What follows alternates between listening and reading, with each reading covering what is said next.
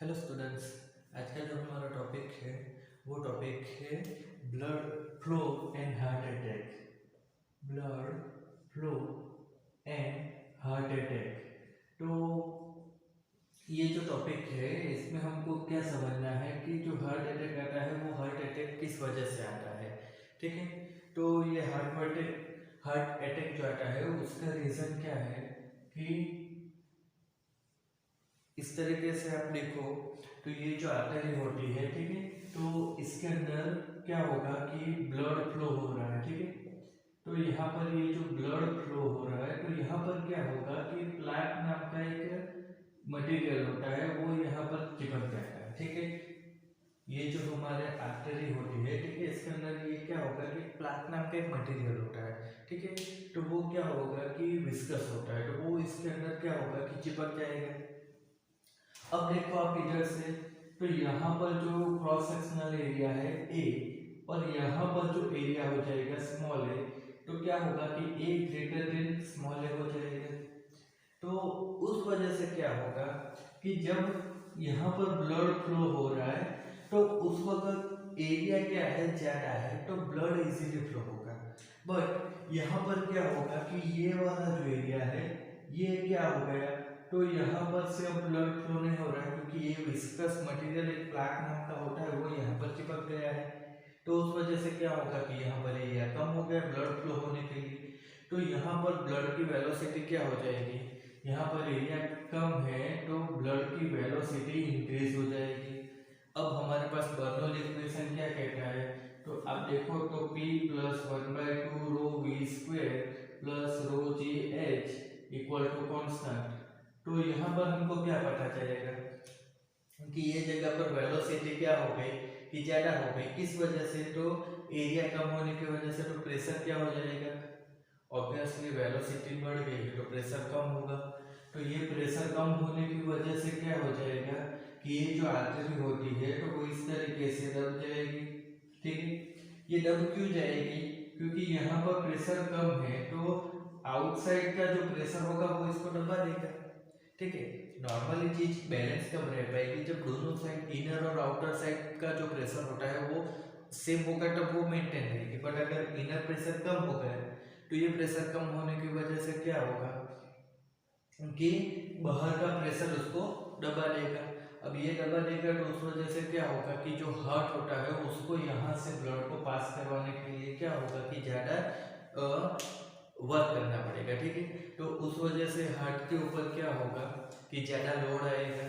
ठीक है, अब ऐसा क्या होगा कि कंटिन्यू होता रहेगा तो उस वजह से क्या होगा कि हार्ट अटैक आ सकता है। क्योंकि आप देख सकते हो कि यहाँ पर जो आप देख सकते हो कि जो आर्टरी होती है वो क्या हो जाती है कि आप देखो तो ये इस तरीके से क्या हो गई कि आउटर प्रेशर की वजह से इसका एरिया कम हो गया।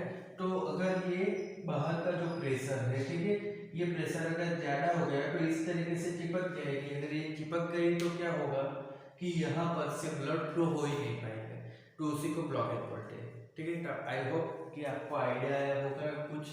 ठीक है, वैसे मैं बायो का स्टूडेंट हूँ नहीं, तो आप लोग समझ लेना। तो ये क्या था कि ब्लड फ्लो और हार्ट अटैक का रिलेशन क्या होता है उसके बारे में था। ठीक है, अब ये एक्चुअली फिजिक्स था उसका। ठीक है, इसको बायो में मत कंसिडर करना। नेक्स्ट टॉपिक हमारा डायनेमिक लिफ्ट है। डायनेमिक लिफ्ट, तो ये डायनेमिक लिफ्ट क्या होगा, तो आप बहुत सारे स्पोर्ट्स खेलते होंगे जिसमें बॉल का यूज होता है। ठीक है, तो आपने देखा होगा कि कई बार आप बॉल को जब फेंकते हो, ठीक है, तो वो बॉल क्या होता है कि इस तरीके से पैराबोला शेप में जाता है। ठीक है, आपने फेंका सीधा था बट ये इस तरीके से पैराबोला शेप में जाता हो उस तरीके से होता है। ठीक है, फिर आपने देखा होगा कि आपने जो क्रिकेट का बॉल होता है तो सीधा पे क्या है, जो गेंद होती है वो पिच होने के बाद इस तरीके से टर्न ले लेती है। ठीक है, तो ये जो भी आप देखते होंगे तो जो बॉल होता है वो टर्न होता है, उसका रीजन क्या होता है, तो वो डायनेमिक लिफ्ट में आएगा। ठीक है, तो सबसे पहले हम बात करते हैं कि बॉल का जो मोशन है वो विदाउट स्पिन है। ठीक है, तो विदाउट स्पिन में क्या होगा कि बॉल मोशन तो कर रहा है, ठीक है, मोशन कर रहा है। ठीक है, तो ये सिर्फ ये डायरेक्शन में मोशन कर रहा है। अब बॉल मोशन कहाँ पर करेगा, तो एयर में, तो एयर क्या हो जाएगा, इसके लिए फ्लूइड का बिहेवियर करेगा, तो वो इस तरीके से होगा, ठीक है। अब आप देखो तो इसमें क्या होगा, तो यहाँ पर ये बॉल जो है ये क्या हो रहा है कि स्पिन नहीं हो रहा है। स्पिन होने का मतलब क्या है कि अपनी ओरिएंटेशन पर इस तरीके से घूमना, बट ये इस तरीके से मोशन नहीं कर रहा है, ठीक है, ओरिएंटेड नहीं है। तो क्या होगा कि ये सीधा जा रहा है, तो इसकी अपवर्ड साइड जितनी स्ट्रीमलाइन बनेगी उतनी ही नीचे भी बनेगी, तो सेम डायरेक्शन में रहेगी। तो क्या होगा कि इधर का प्रेशर और इधर का प्रेशर दोनों सेम प्रेशर रहेंगे, तो उस वजह से क्या होगा कि इसके ऊपर कुछ नेट फोर्स नहीं लगेगा, मतलब जीरो लगेगा, ठीक है। नीचे से ऊपर की ओर या ऊपर से नीचे की ओर इसके ऊपर कोई फोर्स लगने वाला है नहीं, क्योंकि नीचे का प्रेशर और ऊपर का प्रेशर सेम रहेगा, तो इसके ऊपर नेट फोर्स कुछ लगेगा नहीं। तो ये क्या होगा कि सीधा ही मोशन करता रहेगा, इसमें कुछ टर्न नहीं आएगा, ठीक है। बट अगर सेम थिंग, अगर ये जो बॉल है इसको अगर हम इस तरीके से मोशन करता हुआ अपनी ओरिएंटेशन पर इस तरीके से इसको मोशन करता हुआ हम आगे पीछे, तो क्या होगा कि ये आप देखो तो यहाँ का जो पार्ट है वो ये डायरेक्शन में मोशन कर रहा होगा, तो होगा क्या कि ऊपर की साइड पर क्या होगा, तो ज्यादा हमको स्ट्रीमलाइन मिलेगी, ठीक है, और नीचे क्या हो जाएगा, तो कम हो जाएगा। क्यों, क्योंकि इधर वेलोसिटी ज्यादा हो जाएगी, नीचे वेलोसिटी कम हो जाएगी, तो उस वजह से क्या होगा, ये बॉल ये डायरेक्शन में जा रहा है, ठीक है, तो ऑब्वियसली इधर ज्यादा वेलोसिटी आएगी, तो उस वक्त क्या होगा कि ऊपर आप देखो तो क्या हो जाएगा कि जो स्ट्रीमलाइन है वो ज्यादा हो जाएगी, तो उस वजह से क्या होगा, क्योंकि ऊपर वेलोसिटी ज्यादा है, ठीक है, नीचे वेलोसिटी कम है, तो ऊपर वेलोसिटी ज्यादा होने की वजह से प्रेशर कम हो जाएगा और नीचे प्रेशर क्या हो जाएगा, ज्यादा हो जाएगा। निकल लिया P plus 1/2 rho V square, ठीक है, बर्नौली इक्वेशन एक कांस्टेंट होता है, तो क्या हो जाएगा, वेलोसिटी ज्यादा हो गई, प्रेशर कम, वेलोसिटी कम हो गई, प्रेशर ज्यादा। तो अब देखो तो इसके ऊपर क्या होगा कि नेट प्रेशर या फिर प्रेशर इनटू एरिया करके आप फोर्स बोल दो, तो वो क्या हो जाएगा, अपवर्ड साइड लगेगा, ठीक है। तो उस वजह से क्या होगा कि बॉल को लिफ्ट मिलेगा। तो यही रीजन है कि जब हम स्पिन करते हैं तो बॉल सीधा जाता है, सॉरी स्पिन नहीं करते तब वो सीधा जाता है, बट जब स्पिन करते हैं तो क्या होता है कि उसके ऊपर अपवर्ड साइड में नेट फोर्स लगता है, ठीक है। अब ये हम इस तरीके से मोशन कर रहे हैं इसलिए ऊपर फोर्स लग रहा है, ठीक है। अगर हम इस तरीके से मोशन करते हैं तो इधर का वेलोसिटी ज्यादा होगा, इधर का वेलोसिटी कम होगा, तो ये डायरेक्शन में इधर घुमाया, ठीक है, इस तरीके से घुमाया, तो क्या होगा, इधर वेलोसिटी ज्यादा हो जाएगा, इधर कम, तो ये डायरेक्शन में फोर्स लगेगा।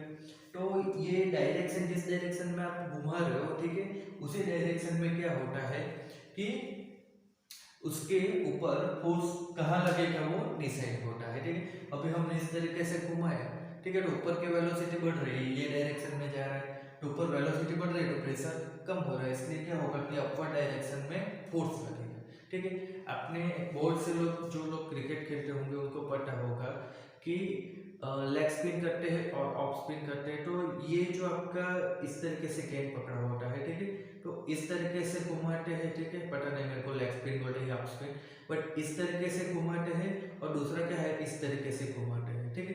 तो दोनों में आप क्या करते हो कि बॉल को इस तरफ मोड़ना है, ठीक है, उसके लिए आप सीधा नहीं फेंकते हो, ठीक है, ये देखो ये इस तरीके से सीधा नहीं फेंकते हो, आप इस तरीके से फेंकते हो या फिर इस तरीके से फेंकते हो, तो होता क्या है कि आप बॉल को कोई एक डायरेक्शन में अपनी ओरिएंटेशन पर घुमा रहे हो, तो वही वजह है कि वो बॉल क्या होगा कि स्पिन होता है, ठीक है। तो वही चीज यहाँ पर है, बट यहाँ पर क्या है, बॉल को लिफ्ट करवाना है, तो उसके लिए बॉल को क्या किया है कि इस तरीके से घुमाया है, ठीक है।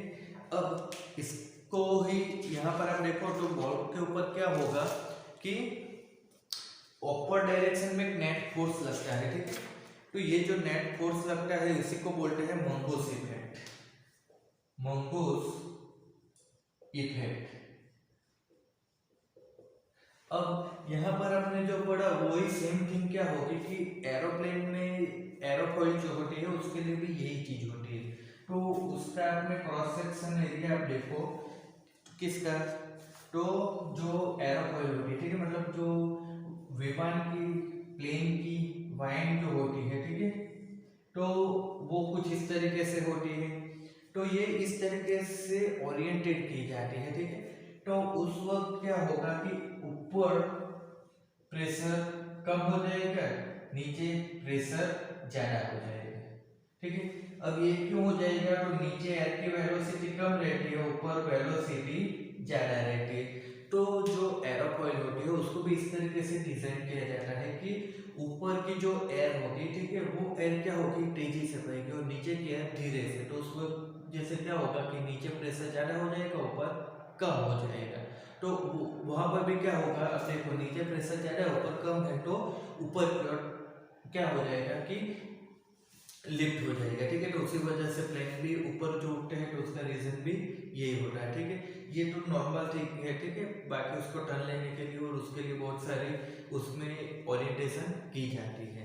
तो यही रीजन है डायनेमिक लिफ्ट का कि नीचे प्रेशर कम कर देते हैं, ऊपर प्रेशर बढ़ा, सॉरी, नीचे प्रेशर ज्यादा रखते हैं, ऊपर प्रेशर कम कर देते हो, तो ऊपर की ओर थ्रस्ट लगता है, उसी को बोलते हैं डायनेमिक लिफ्ट।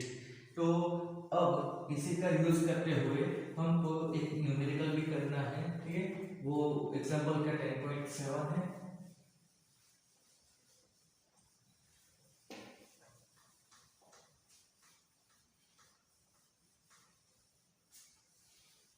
तो यहाँ पर एक न्यूमेरिकल हम करेंगे, वो है, सॉरी 10.8 है, 10.8 एग्जाम्पल है बुक का।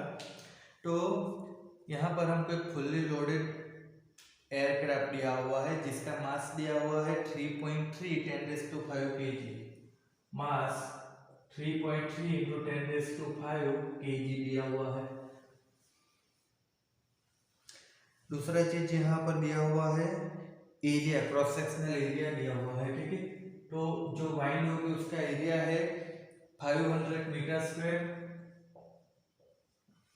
उसके बाद दूसरा यहाँ पर दिया हुआ है कि वेलोसिटी दिया हुआ है 960 किलोमीटर पर आवर, इस तरीके से वेलोसिटी दिया हुआ है।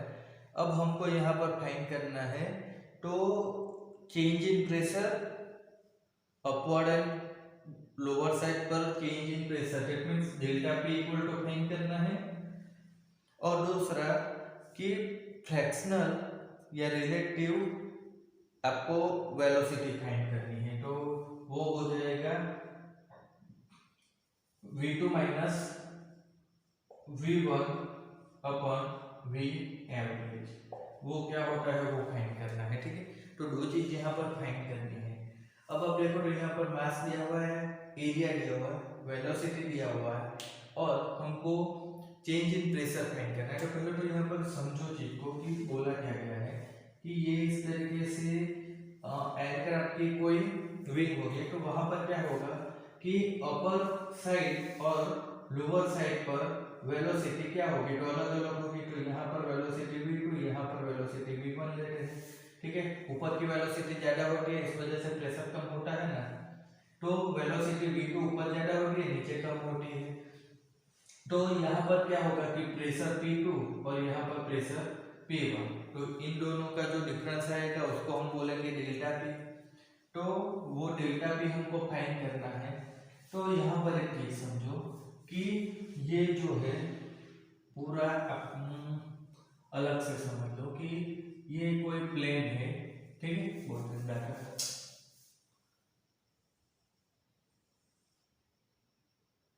ये कोई प्लेन है, तो ये इसके ऊपर अपवर्ड साइड में जो फोर्स लगेगा वो फोर्स क्या होगा, तो वो फोर्स जो लगेगा वो फोर्स उसके वेट को बैलेंस कर रहा होगा, ये हम कह सकते हैं, ठीक है। तभी वो ऊपर क्या होगा कि फ्लो हो पाएगा, मींस ऊपर एयर में वो मोशन कर रहा है, तो उसका जो वेट होगा उसके जितना ही फोर्स उसको अपवर्ड डायरेक्शन में लगेगा। तो ये जो नीचे से फोर्स लग रहा है, ये फोर्स क्या होगा, डेल्टा P इंटू ए जितना होगा, और वो ही क्या होगा, तो mass into gravitational acceleration means कि वेट के बराबर होगा। तो यहाँ से हम क्या लिख सकते हैं, delta P equal to mass into G upon A. तो सबकी वैल्यू दी हुई है 3.3 इंटू 10⁵ इंटू जी का वैल्यू यहाँ पर 9.8 लेना है, ठीक है। और नीचे एरिया लेना है तो 500 मीटर में दिया हुआ है। तो यहाँ पर से हमको आंसर मिल जाएगा 6.5 इंटू 10⁵ न्यूटन पर मीटर स्क्वायर। ये क्या हो जाएगा कि प्रेशर आ जाएगा, ठीक है। प्रेशर है तो यूनिट ये हो जाएगा। अब दूसरी चीज हमको यहाँ पर क्या करना है कि फ्रैक्शनल वेलोसिटी फाइंड करनी है, ठीक है। तो होता क्या है कि ऊपर की वेलोसिटी कुछ कम होती है, ठीक है, नीचे की वेलोसिटी ज़्यादा होती है। तो ये जो ऊपर ज़्यादा होती है नीचे कम होती है, तो ये जो डिफरेंस है ये हमको फ्रैक्शन में फाइंड करना है कि नीचे की कंपेयर में ऊपर की वेलोसिटी कितनी ज़्यादा होनी चाहिए, ठीक है। तो उसके लिए हमारे पास क्या होगा, तो हमने पीछे भी कई वीडियो में देखा था कि ये जो थिकनेस होती है ये ग्राउंड लेवल की कंपेयर में जो हाइट होती है उसकी कंपेयर में क्या होगी, बहुत ही निग्लिजिबल होती है। तो हम दोनों की हाइट को सेम लेते हैं। तो अगर दोनों की हाइट को सेम लेते हैं तो हमारे पास इक्वेशन क्या बनता है यहाँ पर कि डेल्टा पी इक्वल टू क्या बनेगा 1/2 रो और v2² माइनस v1², ठीक है। जो h वाला टर्म होता है उसको भी निगलेक्ट कर दिया है हमने। तो क्या हो जाएगा कि जो बर्नौली इक्वेशन है वो हमको इस तरीके से मिल कर पता नहीं चला। तो यहाँ पर p1 माइनस p2 कर दो, ठीक है। तो ये p1 माइनस p2 को डेल्टा p लिख दिया है। तो वो हो जाएगा 1/2 रो v2² माइनस v1² इस तरीके से। तो अब हमको यहाँ पर फाइंड करना है ये वाला। तो सबसे पहले तो यहाँ पर v2² minus v1² equal to क्या हो जाएगा 2 इंटू डेल्टा पी अपन रो, इस तरीके से। अब देखो तो v2² माइनस v1², तो v2 माइनस v1 इस तरीके से हम लिखेंगे और इधर क्या हो जाएगा 2 डेल्टा पी रो और v2 प्लस v1 इस तरीके से आएगा। इसके फ्रैक्शन हमने ले लिए तो क्या होगा v2 minus v1 v2 plus v1। तो वो जो प्लस वाला है उसको नीचे लिख दिया। अब देखो तो क्या होगा कि v2 माइनस v1, ठीक है, अपन हम क्या करते हैं v एवरेज ले रहे। तो इधर क्या हो जाएगा डेल्टा p अपन रो और v एवरेज का स्क्वायर हो जाएगा इस तरीके से। अब ये v एवरेज क्या है, तो v एवरेज उसका मतलब क्या होगा कि वेलोसिटी का एवरेज, तो ऊपर वेलोसिटी और लोअर वेलोसिटी का एवरेज, तो v1 प्लस v2/2 हो जाएगा। तो यहाँ से हम ये 2 को नीचे लिखते हैं तो वो v एवरेज हो जाएगा, ठीक है। तो वो v एवरेज हो गया। तो वो एक बार, अब इस पर इधर कुछ नहीं है फिर भी v एवरेज लिखा है तो इधर क्या हो जाएगा कि v एवरेज का स्क्वायर हो जाएगा। तो ये हमको क्या मिलेगा कि वेलोसिटी का फ्रैक्शन मिलेगा। तो इसके लिए फॉर्मूला क्या बना, तो डेल्टा पी का वैल्यू इधर है 6.5 इंटू 10⁵ और नीचे क्या आ जाएगा रो। तो रो की वैल्यू, रो मतलब यहाँ पर फ्लूइड क्या है एयर, तो उसकी डेंसिटी लेनी है 1.2 और ये क्या है तो एवरेज वेलोसिटी लेना है। तो यहाँ पर हमको वेलोसिटी दिया हुआ है 960 किलोमीटर पर आवर। तो ये 960 को हम क्या करते हैं कि v इक्वल टू 960 इंटू क्या करते हैं 5/18, ठीक है। ये फॉर्मूला याद रखना है। तो ये क्या हो जाएगा मीटर पर सेकंड में, तो ये हो जाएगा 267 मीटर पर सेकंड। तो वो चीज यहाँ पर अप्लाई कर दो 267 का स्क्वायर, ठीक है। तो अब आप इसको यहाँ पर मल्टीप्लाई करोगे तो हमको आंसर क्या मिलेगा 0.08, ठीक है। तो इसका मतलब क्या होगा कि लोअर वेलोसिटी जो कम होती है उसकी कंपेयर में अपर वेलोसिटी क्या होगी तो 0.08, ठीक है। तो उसको अब हम, ये हमको फ्रैक्शनल वेलोसिटी मिली है तो परसेंटेज में हम देखें तो वो क्या हो जाएगी 8। तो नीचे की जो वेलोसिटी होती है वो कम होती है और ऊपर की ज़्यादा होती है। तो ऊपर की वेलोसिटी कितनी ज़्यादा होनी चाहिए तो 8% जितनी ज़्यादा होनी चाहिए, ये कहता है यहाँ पर। तो ये न्यूमेरिकल था। नेक्स्ट वीडियो में हम विस्कोसिटी के बारे में पढ़ेंगे, ठीक है।